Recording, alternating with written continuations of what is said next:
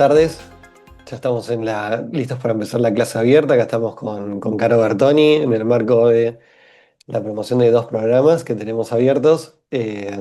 Arrancamos primero presentándonos con Caro. Yo soy Agustín, soy el director de 12 programas que vamos a presentar hoy. Licenciado en Comunicación Social, soy productor de desarrollo de contenidos de ficción, lo hago en Disney. Y también soy profesor en la maestría de gestión de contenidos en la universidad y también en la Universidad de Montevideo. Y también estoy un poco congestionado hoy, así que ténganme paciencia con la voz que tengo, es la única que tengo. ¿Caro? ¿Qué tal? ¿Cómo les va? Bienvenidos. Muchas gracias por sumarse hoy. Mi nombre es Caro Bertoni. Yo soy la directora de la Maestría en Gestión de Contenidos. Soy profe también de dos materias de Convergencia y Transformación Digital en Medios y de Programación de Contenidos. Soy experta y apasionada, vamos a decir, de los medios, del marketing y de la tecnología, de esa intersección, y trabajo en esa intersección hace más de 20 años. Hago algo de consultoría también, pero sobre todo en el último año abocada a la docencia. La universidad actualmente tiene dos programas disponibles que vamos a lanzar entre septiembre y octubre. El primero es un tipo de programa intensivo que va a hacer foco en la producción audiovisual de punta a punta con IA generativa. Va a ser el 11 y el 12 de septiembre. Va a ser presencial y vamos a tener como principales invitados, y quienes van a dar la mayor parte de la exposición, a dos personas de un IA Studio uruguayo que se llama Side Out Sticks. eh, y está dirigido hacia personas que quieran comenzar a dar una primera parte, un primer pie, pueden poner un primer pie dentro de la producción con IA. Y el segundo programa, que arranca en octubre, es más extenso, son los sábados, arranca el 3 de octubre y finaliza en noviembre. Vamos a hacer clases en donde vamos a repasar de punta a punta cómo la IA está entrando dentro de la cadena de producción, desde la IA generativa hasta la IA predictiva y discriminativa, desde la producción hasta la experiencia del usuario y la programación. Y hoy arrancamos primero poniendo un foco en lo que es la IA generativa dentro de la producción. Empezamos definiendo qué es la IA generativa para nivelar un poco el terreno. La vamos a definir como un tipo de inteligencia artificial que crea contenido nuevo a partir de lo que aprendió de contenido existente. Es decir, a partir de una gran base de datos, la cual fue entrenada, es capaz de producir contenido que puede ser tanto de texto como de imagen o mismo de video. Y también un poco de contexto más allá del mundo audiovisual y de la producción de contenidos, porque es importante para entender el grado de penetración que está teniendo la IA. Acá lo que están viendo en un gráfico es básicamente la cantidad de dinero que vienen dilapidando e invirtiendo las grandes empresas de Estados Unidos, para que tomen una dimensión de que hay un gran caudal de dinero que está fluyendo eh, en base a la inversión que están haciendo en los modelos. Y eso también explica un poco también en cierta parte la otra parte que tiene la generativa, que es, está avanzando a un nivel exponencial en cuanto a la calidad del output de lo que está otorgando. Acá lo que están viendo en pantalla es un mismo prompt, una imagen hiperrealista de Harry Potter y los distintos resultados a lo largo del tiempo. Fíjense que la última imagen está de abril de 2025, habría que ver ahora qué es lo que entrega. En este caso, esto está testeado dentro de Midjourney. Y así como dijimos antes que la generativa produce outputs, ya sea en texto, imagen o video, al mismo tiempo, ya poniendo más un foco dentro del mundo audiovisual, ya podemos encontrar startups y empresas que están generando soluciones específicamente para cada momento de la cadena de producción. Estos son gráficos muy buenos que tienen en machinecinema.ai, que pueden entrar a verlo, lo van actualizando a medida que va pasando el tiempo, cada quarter de cada año lo van actualizando.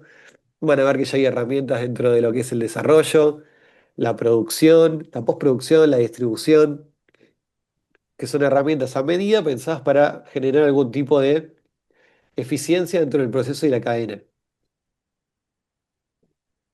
Y si tomamos el ejercicio de agarrar la cadena de producción tradicional y empezamos a deconstruir en dónde puede ir entrando la IA generativa, acá pueden encontrar algunos, son solo algunos ejemplos de casos de uso. Es todavía más agresivo la penetración que ya tuvo la IA generativa dentro de la cadena de producción tradicional. Pero podemos encontrar que dentro del desarrollo Por ejemplo, los guionistas lo están utilizando como copilotos de escritura. No estoy diciendo que lo usen como para escribir un guión desde cero, sino que simplemente es un apoyo a la hora de escribir, de iterar, a la hora de hacer un ping-pong de ideas, testear conceptos, o mismo para la redacción rápida de múltiples documentos, cuando te piden generar una sinopsis, generar, no sé, múltiples versiones de una sinopsis de una serie, se usa bastante para este tipo de cosas. Y también para la previsualización. Dentro del desarrollo, si un guionista, por ejemplo, está moviendo en mercados o te quiere presentar una Biblia a una productora o un streamer, ya es muy común que utilice IA generativa para poner imágenes que den un poco de noción del look and feel de la serie, del proyecto, o mismo generar un teaser, una especie de proof of concept de la serie, que puedan ayudar a reducir la distancia entre lo que está escrito, entre lo que está en la cabeza del creador y la ejecución final. En preproducción hay un uso muy grande dentro de la cadena de preproducción, particularmente dentro de lo que son mood boards, es decir, un director de arte, un director de vestuario o un director de fotografía, con el uso de IA generativa, ya dentro de la preproducción, pueden generar documentos que vayan dando una noción de hacia dónde puede ir previsualizando la estética de lo que quieren proponer para cada proyecto. También los directores lo usan para hacer storyboards, para prepararse de alguna forma un poco mejor antes de llegar al momento de la producción. Y dentro de la producción, que quizás es el área más sensible, una de las áreas más sensibles de todas y donde menor penetración hay, pero aún así la hay, ya está habiendo pruebas para generar metraje un poco de lo que se podría considerar de menor calidad, como los planos de establecimiento, planos de separación, e incluso también dentro de lo que es el ámbito de la no ficción, se está utilizando para generar recreaciones, por ejemplo, recreaciones históricas, o reenactments dentro de lo que sería el true crime. Dato de color, hace poco creo que fue ABC o NBC, no me puedo acordar, una cadena en Estados Unidos, estaban contando un caso de true crime, un caso real, y tenían la barrera de que el asesinato había tomado lugar en una casa que ya no existía más, había sido demolida. Todo lo que tenían era el documento de imagen del archivo policial. Y mediante el uso del archivo de imagen lograron reconstruir, hacer un modelo en 3D de la casa. Y así pudieron ir moviendo la cámara y haciendo reenactments de lo que fue el momento, como si hubiesen habitado la casa minutos después de que hubiese ocurrido el asesinato. Dentro de lo que es postproducción, acá también hay una penetración bastante alta. Algunos de los casos más comunes tienen que ver con el envejecimiento y el desenvejecimiento, a falta de una mejor palabra, el aging o the aging de actores. Robert Zemeckis, por ejemplo, tiene un caso muy, muy, muy conocido en particular en la película Here, lo hizo eh, para alterar las edades de Tom Hanks y Robin Wright en esa película, o también para hacer make-up digital. Lo mismo dentro de lo que es la asistencia con IA para VFX, para corregir cosas mediante el uso de VFX, y para la replicación de voz para hacer los famosos ADRs, es decir, si hay algo que se tiene que modificar de voz, si uno tiene entrenado un modelito con la voz del talento, no es necesario que vaya a hacer regrabaciones, sino que simplemente, potencialmente hablando, podrían generar los nuevos textos sin traer de vuelta a grabar al actor. Y dentro de la distribución, es un área en donde la IA está nivelando un poco el terreno con producciones que antes no podían tener una localización para otros territorios. Ahora un precio más accesible y con un proceso un poco más eficiente pueden efectivamente doblar sus contenidos y llegar a territorios que antes no podían llegar por el costo-beneficio.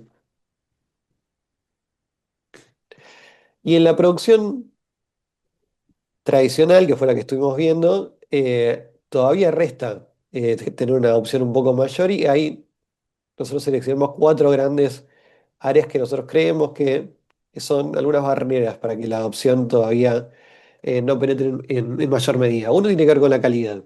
Todavía los outputs, si bien son impresionantes, en muchos casos, dependiendo de cada herramienta y de cada momento que estuvimos hablando dentro del proceso de producción, necesitan un mayor estándar de calidad como para poder llegar a la gran pantalla. Por otro lado, dentro de la comunidad profesional, es necesario todavía tener un mayor control sobre el output, es decir, sobre lo que te entrega el modelo. Eh, Hoy en día el mayor grado de control, por supuesto que está en hacerlo de la forma tradicional, salir y grabar, porque eso es lo que es el mayor control que puedes llegar a tener. Pero se está trabajando un montón en el grado de control. Es cada vez más exponencial el grado de control que están ofreciendo las plataformas para los creadores. Y sortear lo que es como una especie de efecto de máquina tragamonedas. Vos tirás, pero no sabes muy bien qué es lo que te va a entregar porque es probabilístico y no determinístico. Con el mismo output vos vas a tener múltiples tipos de resultados potencialmente.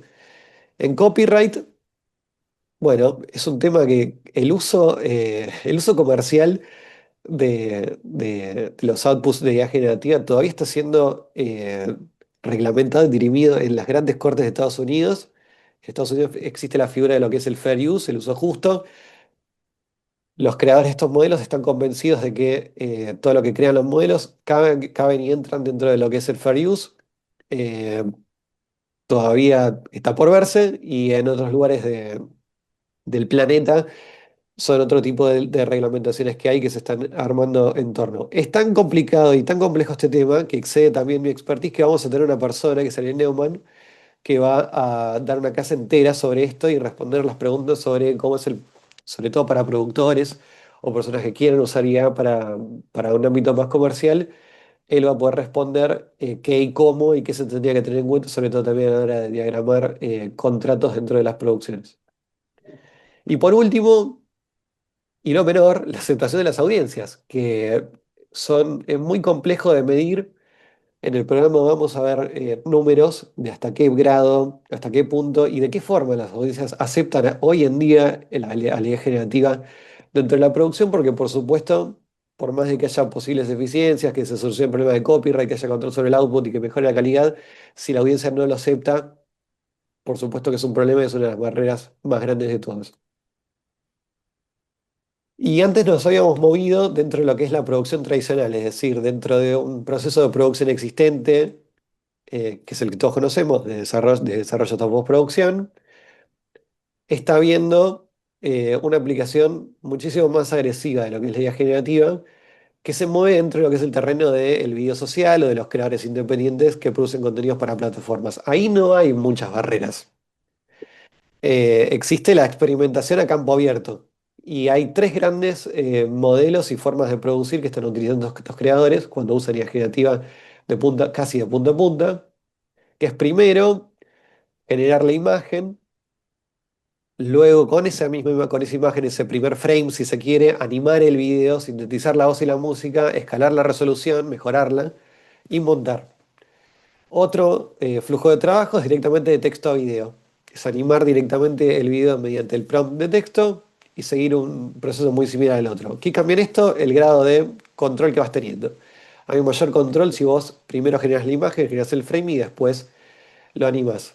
Y por último, tenemos lo que es la transferencia de estilo, que es grabar efectivamente algo de forma tradicional, pero hacer una transferencia de estilo, es decir, convertir, si yo me estoy grabando en este momento, yo me podría pasar el estilo de anime, por ejemplo, al estilo Pixar, como si fuese una suerte de mockup. Y con eso generar el video final. Y este tipo de experimentación a campo abierto, y de una forma muchísimo más disruptiva, dio lugar, desde el año 2022 en adelante, a lo que es el auge de los AI Studios, que son estudios que usan IA de forma agresiva y van experimentando con la producción con IA generativa. Hay una organización que se llama FBRC, que desde el año pasado comenzó a traquear y a encuestar también a los AI Studios alrededor del mundo. Y ya este año todavía no salió el reporte, por eso los datos son del 2025, pero ya están por salir. Lo que encontraron fue que desde el 2022 hubo un crecimiento explosivo de este tipo de organizaciones. El 70% tenía menos de 5 personas y eran autofinanciados. Y no todos eran lo mismo, ¿no? Tienen nucleados esos 98, había desde agencias hasta desarrolladores de IP. Ya los IA estudios tienen ciertos procesos que son un poco más complejos que los que vimos anteriormente del mundo de los creadores independientes. Acá están viendo un gráfico que generó esta organización que para mí es buenísimo porque explica de una forma muy clara que la I generativa tiene como una especie de gradiente y un espectro de utilización en la producción. Fíjense que a medida que se van hacia la derecha, van a encontrar que lo que vamos a escribir ahora va a darle un mayor control al humano o al productor dentro de la cadena. Y a medida que se mueven hacia la izquierda, no van a tener tanto control, pero sí van a incrementar la eficiencia en términos del costo y el tiempo y la velocidad de la producción. Entonces, no sería de extrañar que en la punta izquierda vemos un proceso de punta a punta con IA. En el medio, lo que están viendo son distintas formas de producir de una forma un poco más híbrida, si se quiere, utilizando IA generativa ya con algunos otros elementos más tradicionales. Y en la otra punta ya es usar la IA generativa, pero como lo que vimos al inicio de la presentación, que es meterla dentro de los procesos de producción tradicionales y buscar pequeñas eficiencias que vayan volviendo la producción más ágil. Este terreno eh, lo que nos indica es que efectivamente lo que está pasando es que las herramientas de IA generativa están bajando la barrera de acceso a la producción. ¿Qué quiere decir esto? Quiere decir que cada vez más gente, potencialmente, si lo quisiera, podría producir con una calidad que antes era imposible por el costo prohibitivo que requería. Entonces esto genera una consecuencia que es que ya no hace falta un presupuesto de 9 cifras para producir algo que pueda competir por la atención de la audiencia. Esto es un problema, porque estamos en un escenario de mayor volumen de contenido, en un escenario en donde ya captar la atención de la audiencia es cada vez más complejo por la propia competencia que trasciende el mundo audiovisual, ¿no? Y hay un autor que se llama Doug Shapiro, que hizo una cuenta matemática que ilustra muy bien el problema que podría llegar a generar la IA generativa en el caso de que sea efectivamente competitiva con los contenidos tradicionales, que es que si el 0,01 de las 300 millones de horas anuales que se suben a YouTube llegan a ser tan interesantes como lo que produce Hollywood, unas 15.000 horas, el volumen competidor se va a duplicar.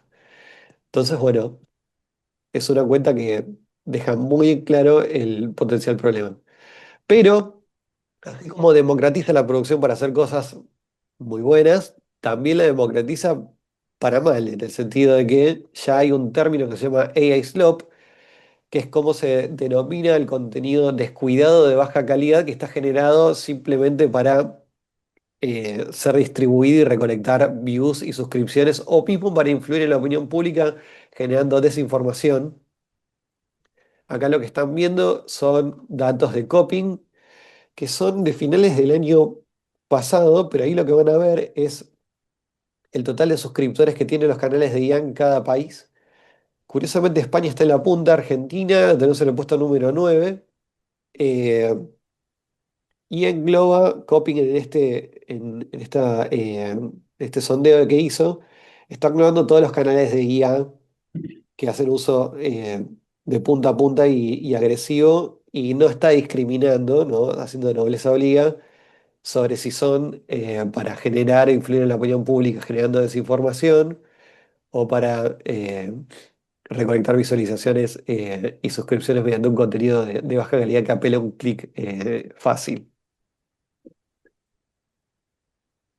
Y en el programa también vamos a hacer foco, hasta ahora estuvimos hablando de la IA para producir básicamente lo que nosotros conocemos, contenido corto, cine, series, pero hay una de las cosas más interesantes a nivel investigación y también una gran oportunidad para emprendedores que tiene que ver con lo que se llama el esquemorfismo, que es un término que Chris Dixon saca del mundo del diseño para meter dentro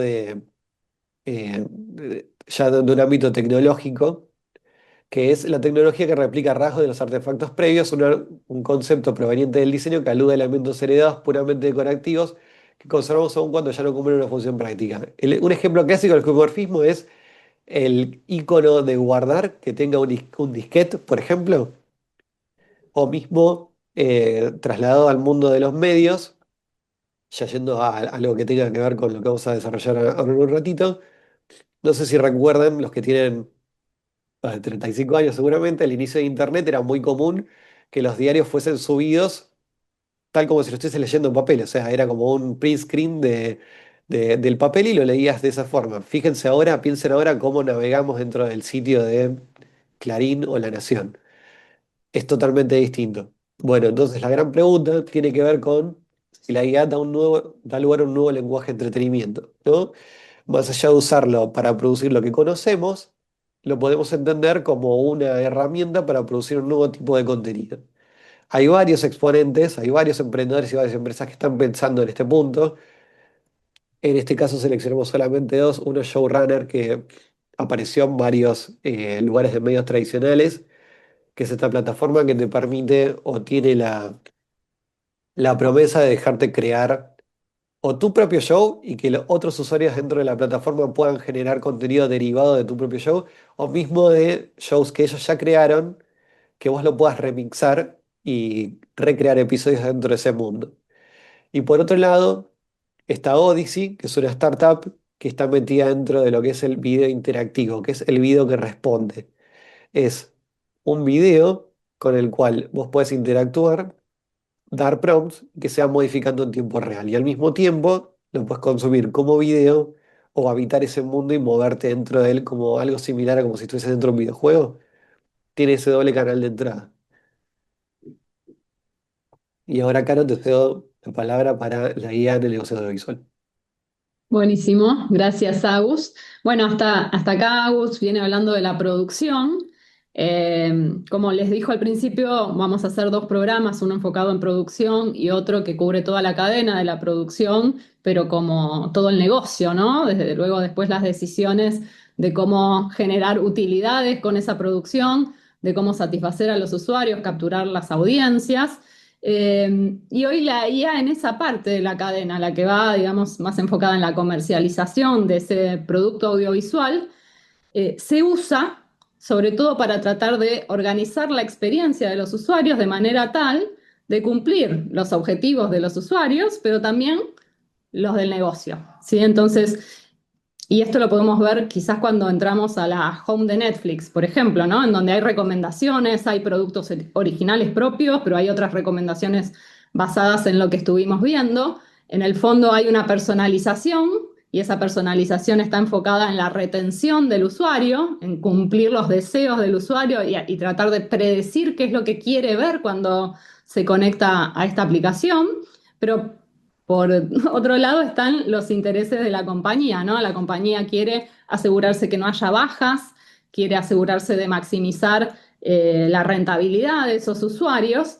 Y es entonces en que empezamos a incorporar la IA desde el punto de vista del negocio en el acompañamiento de la toma de decisiones. ¿Sí? Ya no queda solo a cargo de un gerente, sino que hay un montón de algoritmos y mecanismos que están trabajando, sobre todo con plataformas que tienen billones o unos cuantos millones de usuarios, en personalizar esa experiencia y a la par cumplir con los objetivos de utilidad de la compañía. ¿Sí? Esto se llama o se lo conoce como Multi-Objective AI y básicamente el algoritmo se entrena, o los algoritmos, los modelos se entrenan para tener en consideración y ponderar los objetivos de la compañía y los objetivos del usuario y tratar de determinar en qué momento darle prioridad a uno o a otro, ¿sí? Siempre tratando de trabajar con una especie de Pareto que equilibre retención, ingresos y reconocimiento de marca, que también es otra cuestión que empieza a hablarse más cada vez. Se habrán visto algunas compañías también dentro de las plataformas que usamos seguido en audiovisual, que ha estado cambiando de branding a cada rato, ¿no? Entonces la cuestión de la marca, la recordación, que las plataformas entre sí se puedan diferenciar en la experiencia también es algo importante y es otro lugar en donde la IA o hasta qué punto se personaliza todo de forma automática y hasta qué punto entra una curaduría humana, es parte del debate desde esta parte de la cadena, ¿no? De la experiencia de usuario y la comercialización. Pasamos a la siguiente para seguir profundizando, como les decía, la idea en la incorporación de AI en el negocio desde este punto de vista es poder equilibrar todos esos objetivos que a veces son contrarios, ¿no? A veces la compañía necesita sacrificar algo de rentabilidad para no perder a un usuario, para retenerlo, ¿sí? Hasta hace un tiempo quizás las compañías tenían como principal objetivo adquirir usuarios, ¿sí? Entonces el foco estaba más puesto en la experiencia del usuario.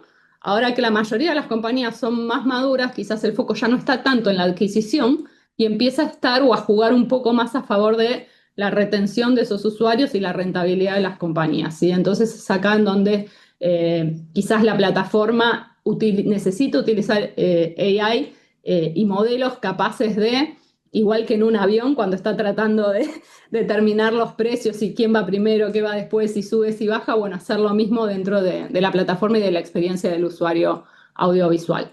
Pasamos una más. Y bueno, y considerando esta cuestión de la eficiencia y la utilidad, desde el punto de vista del negocio y del management o la gestión de una compañía de medios audiovisuales, la cuestión principal es qué pasa con los roles, cómo se transforman los roles, qué roles necesito, qué se reemplaza, ¿sí? O cuáles de estas decisiones con estos agentes que son capaces de tomar decisiones considerando muchos aspectos se van a utilizar y qué decisiones van a tomar y cuáles van a tomar los humanos o cuál es el rol de los humanos en ese sentido, ¿no? Creo que hay un acuerdo en que el humano tiene la capacidad de comprender el contexto en el que se toman las decisiones.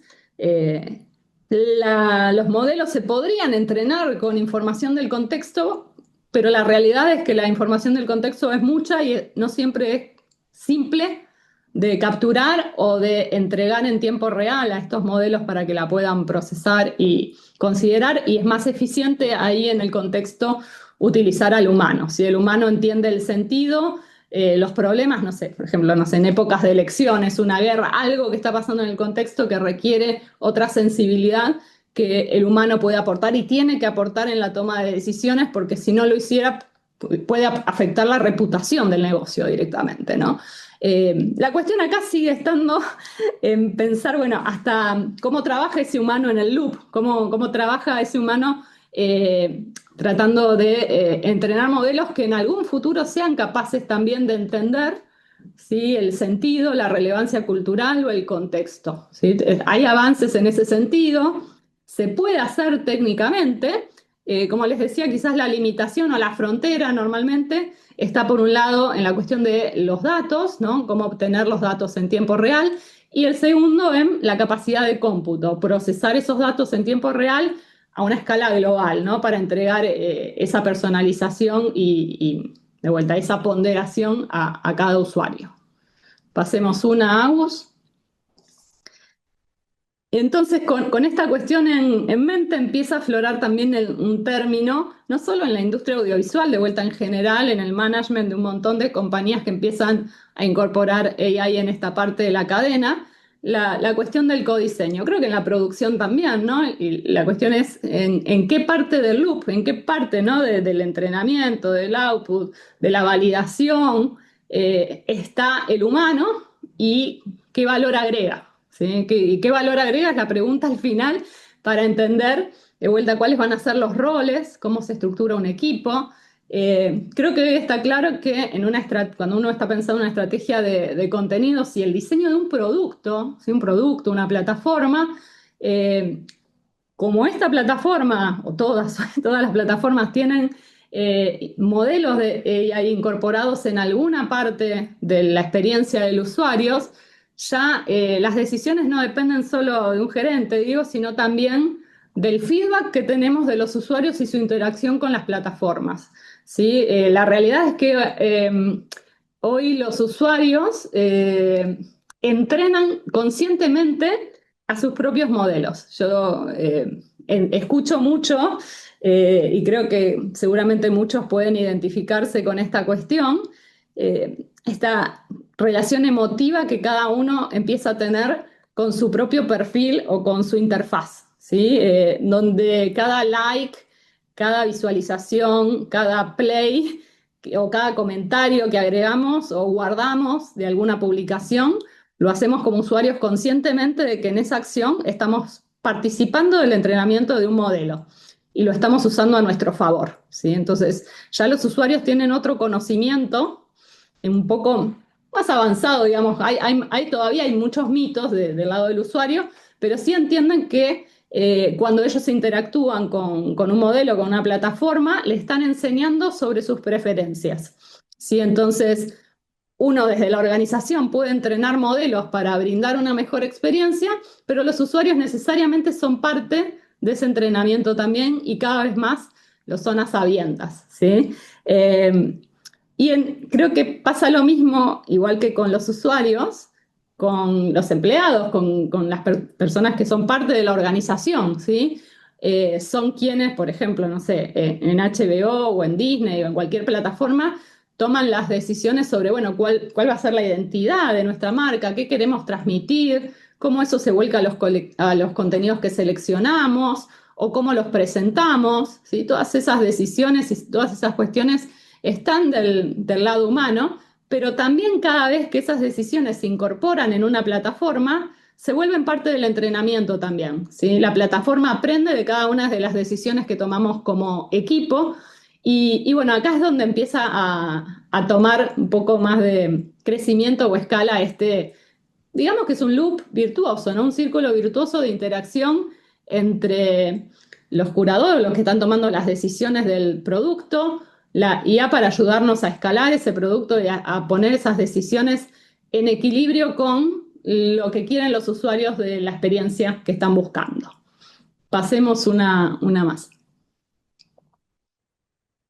Bueno, yo hablé más temprano de Multi-Objective AI y para que esto se pueda dar, en los últimos años, sobre todo desde 2024, se viene hablando bastante de la AI agéntica, ¿sí? Y cuando hablamos de agentes, en realidad hablamos de distintos modelos, ¿sí? Cada modelo tiene una función, como si tuviera un rol o fuera una persona dentro del equipo, está especializado en alguna parte de las decisiones que hay que tomar o del producto o la tarea que hay que completar, pero juntos se pueden orquestar, ¿sí? Y cuando se orquestan, digamos, cada uno informa al otro para ajustar el output, ¿sí? Trabajan en equipo, en el fondo es enseñarles, si quieren, a los modelos a trabajar en equipo, cada uno con una tarea, pero explicitando distintos flows en donde interactúan entre sí y hay un modelo que es el que orquesta esas decisiones y el output y lo que necesita de cada uno.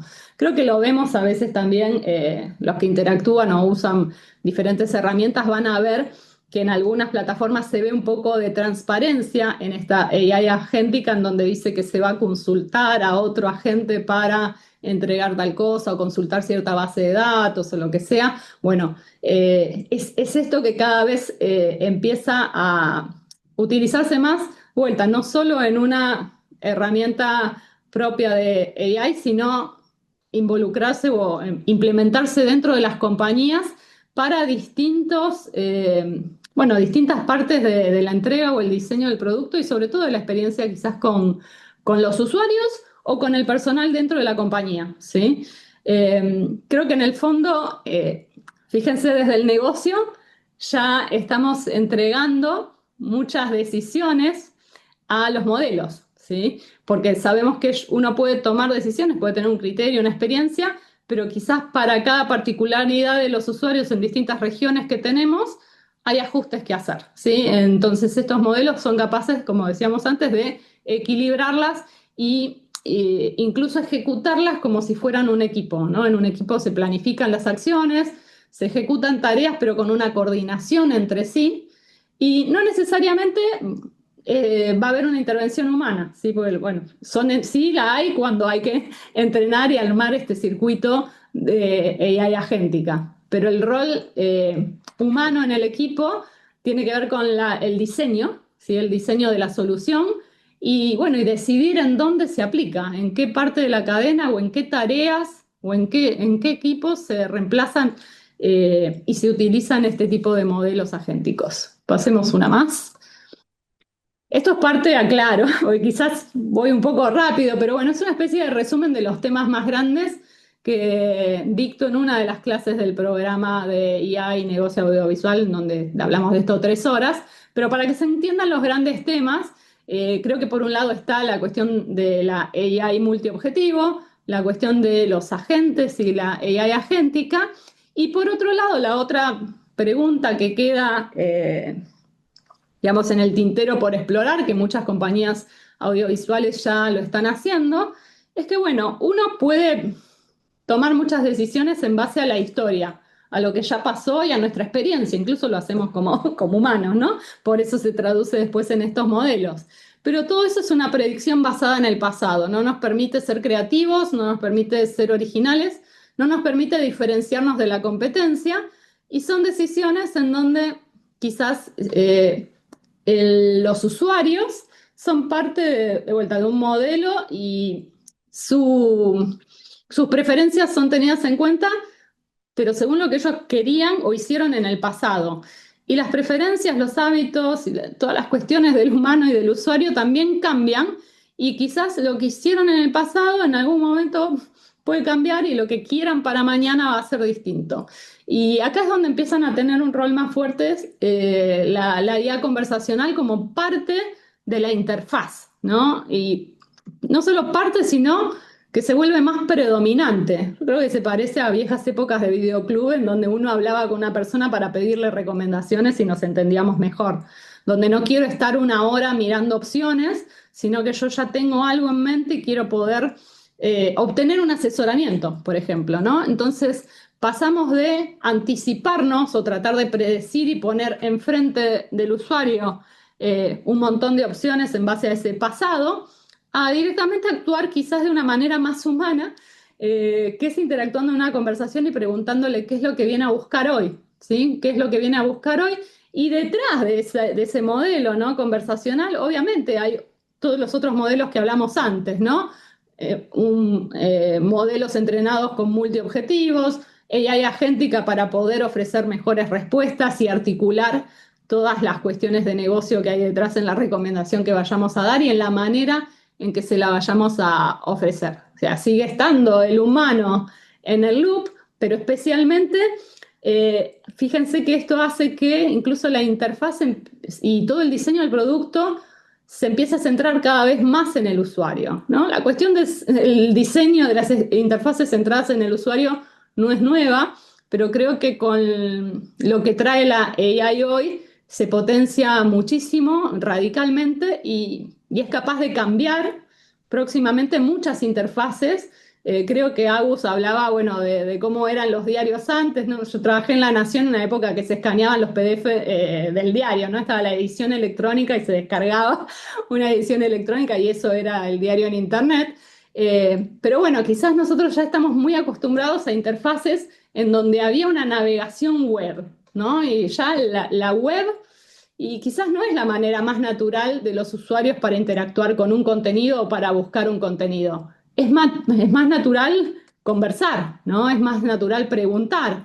Y de hecho, quizás por ahí viene el éxito que tuvo en su momento Google cuando trajo este buscador con una pregunta, ¿no? De qué estás buscando hoy y muchas plataformas sociales, ¿qué estás pensando hoy? Siempre el punto de partida es una pregunta y creo que no escapa eso a lo audiovisual, ¿no? De hecho, de vuelta, volviendo al videoclub, creo que así arrancaba cuando llegaba alguien en búsqueda de un contenido.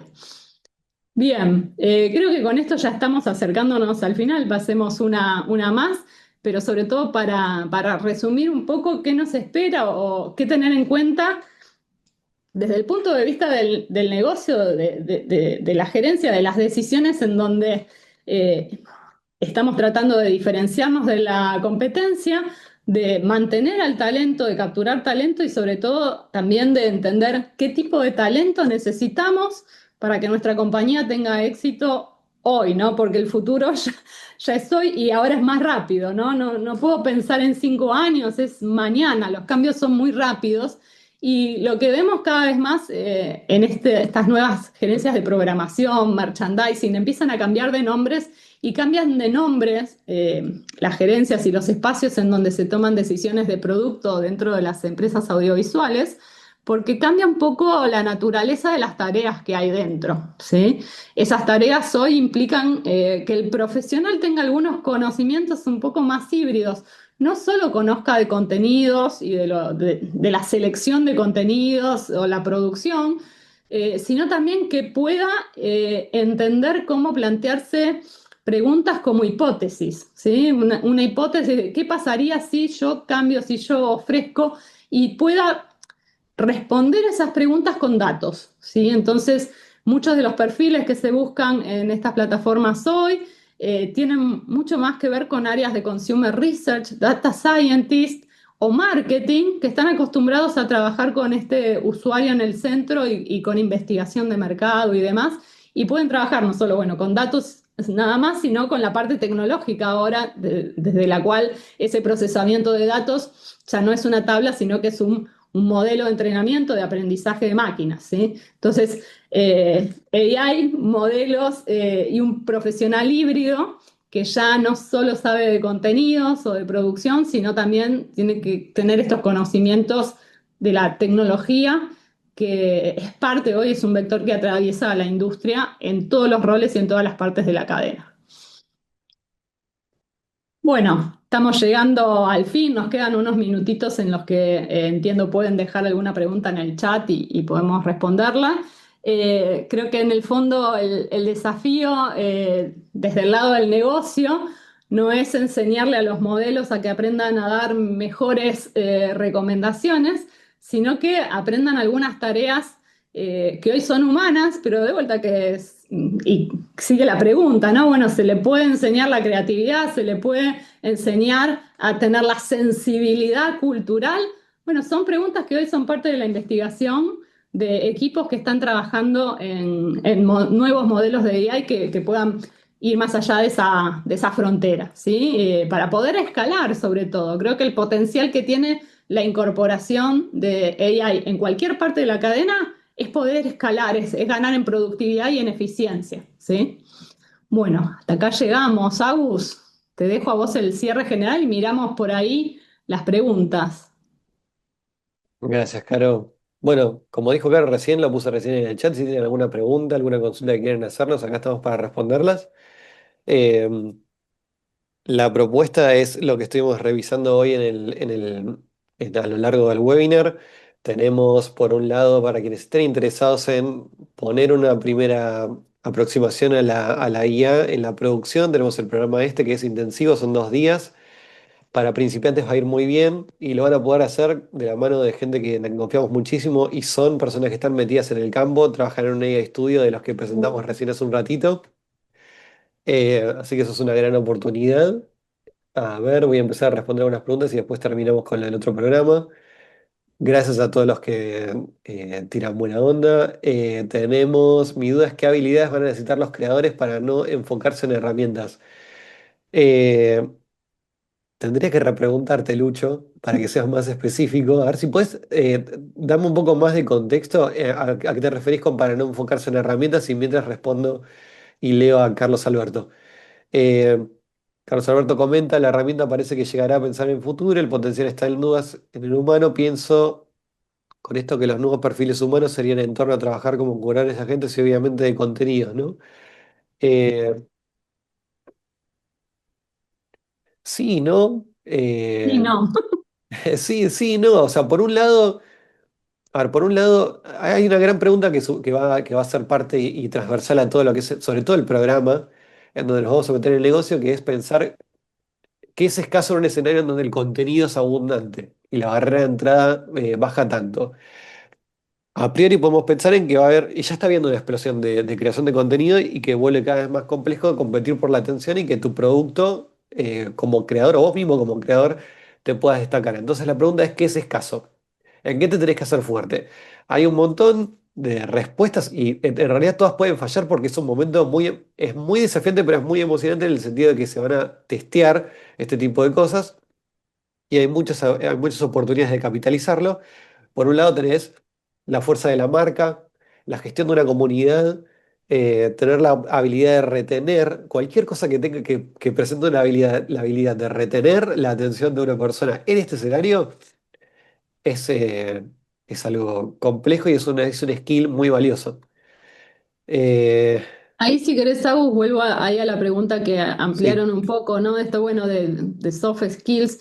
Yo creo que, bueno, el pensamiento crítico puede ser el mayor soft skill. Exactamente dónde se aprende, no sé, ni es muy difícil hasta explicárselo a la AI, ¿no? Porque no los podemos definir, ¿no? Sentido común, pensamiento crítico, pero creo que de todas las experiencias que nos nutrimos nosotros como humanos, después nutren al producto que podemos entregar.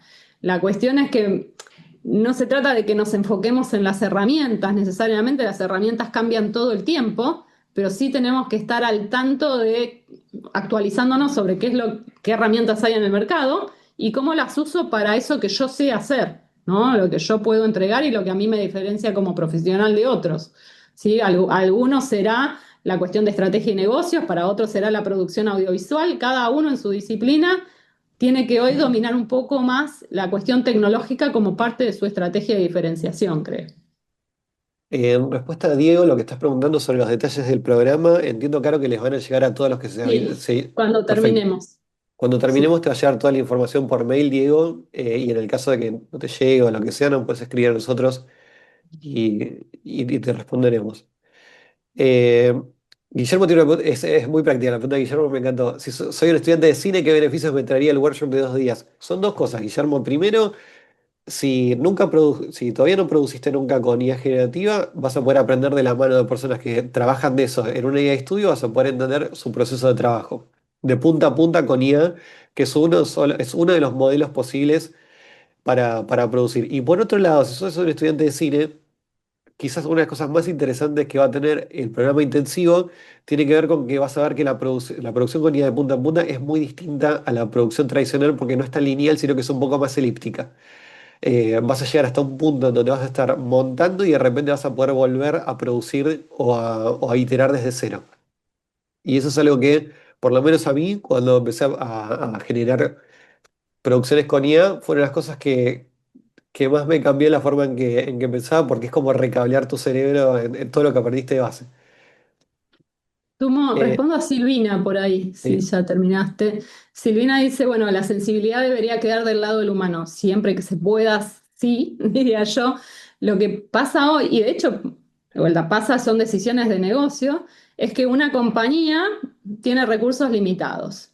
Y doy un ejemplo, yo trabajé en Google, pero Google no tenía oficinas en cada uno de los países de Latinoamérica. Tenía oficinas con humanos, ¿no? Tomando decisiones en 3 o 4 países, de vuelta por una cuestión de priorización de mercados. Entonces, esa sensibilidad cultural, si se pudiera enseñar, quizás permitiría también adaptar productos a mercados mucho más chicos, en donde hoy no se lanzan directamente o no hay presencia o no se venden o no están disponibles los productos porque no hay alguien que los pueda localizar, ¿sí? O porque no es desde el punto de vista económico y de utilidad para una compañía, no es un mercado interesante, ¿sí? Entonces, sí creo que el humano es clave en la sensibilidad cultural, pero la escala que nos puede dar eventualmente enseñárselo puede permitir que muchos productos se lancen en más países todavía.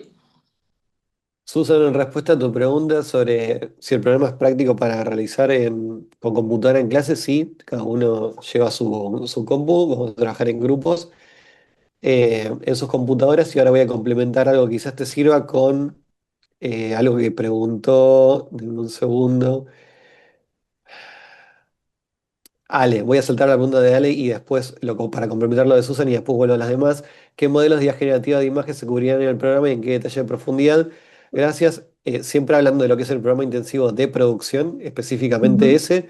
Ahí vamos a trabajar Ale y Susan con una plataforma que es Magnific, que es el nombre actual de lo que sería la ex FreePic, que es una plataforma que tiene integrados múltiples modelos.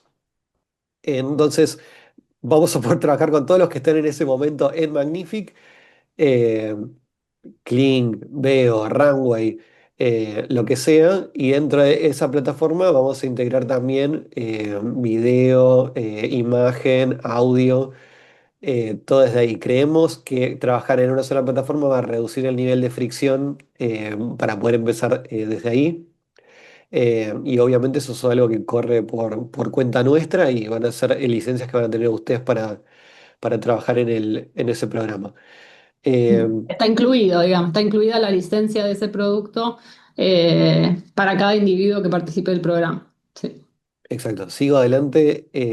Caro, vos interrumpirme si hay alguna en Sí. particular, pero Sí. sigo en el orden. Teníamos José Emilio, estás preguntando algunos prompts que recomienden para entrenar a la guía. Caro, ¿querés, no sé si se refiere a tratar de tunear y personalizar la experiencia dentro de lo que sería un chatbot, tipo, no sé, un LLM, ChatGPT, Claro, Claude. bueno, depende del modelo, pero en el fondo, cuando uno trabaja con proyectos, lo importante son las fuentes.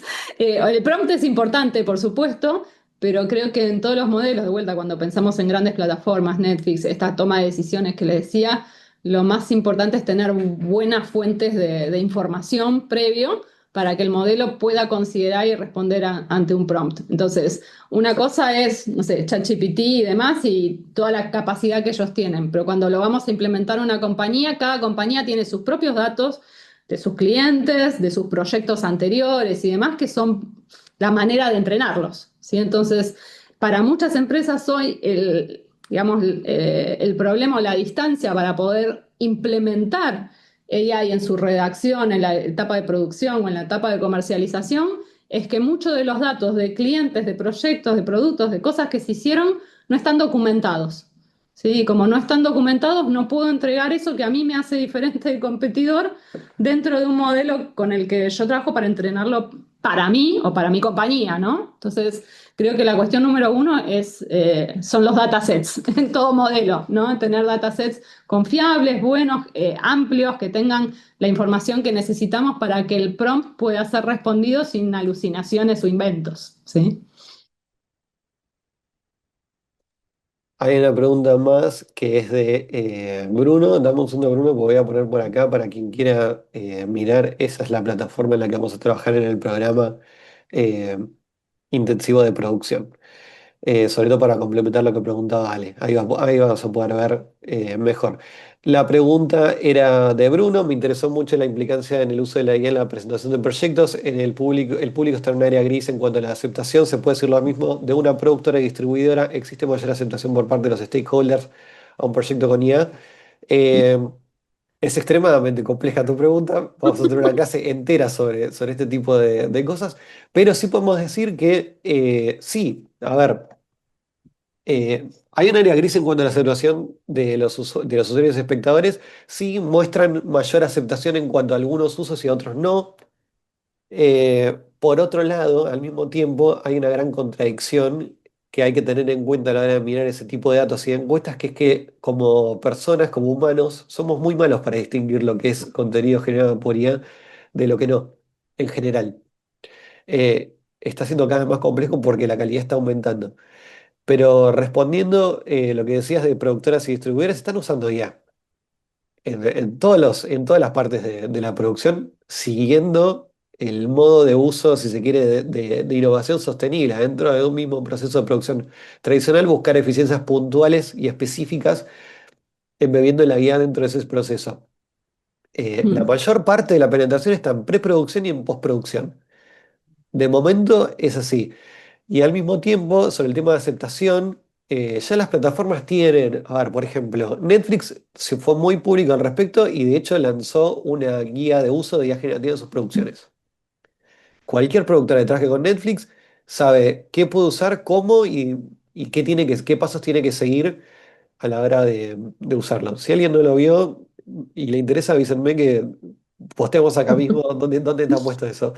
Y en Sí. otras plataformas, cuando estás en contrato y estás trabajando, levantas la mano, preguntas con tu productor designado y te va a saber decir qué, cómo y con qué tiempos y cuál es el due diligence que va a pasar, que vas a tener que atravesar para poder utilizar los modelos, que es complejo. Es complejo, pero no está la barrera cerrada.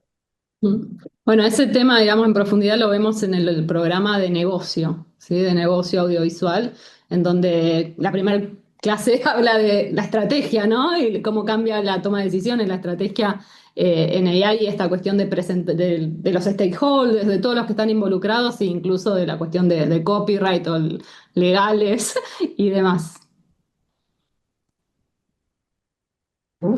Es un tema complejo. Yo mientras, si hay más preguntas, Carol, léelas, Sí. porfa, que voy a buscarle la guía de uso y se la paso. La pasá por acá, voy mirando. A ver, yo creo que pasamos casi toda ya y nos queda un minutito. Eh, bueno, nos alegra mucho gracias a todos por la buena onda, ¿no? Los comentarios positivos, algunos que ya participaron del programa de negocios AI. En ese programa hay una clase donde hacemos un demo de producción de 3 horas y creo que el programa justamente de producción audiovisual surgió de ahí. Muchos nos pidieron un poco más de tiempo en producción y por eso lo separamos, porque en el de negocios hay gente que no necesariamente se dedica o no es un perfil de producción, sino que tiene otros roles dentro de, por ejemplo, marketing, merchandising, programación, distribución dentro de las compañías. No encontré más preguntas que hayan quedado sin responder. Creo que ya estamos perfectos y a horario para, bueno, liberarlos a todos que seguramente están volviendo a su trabajo.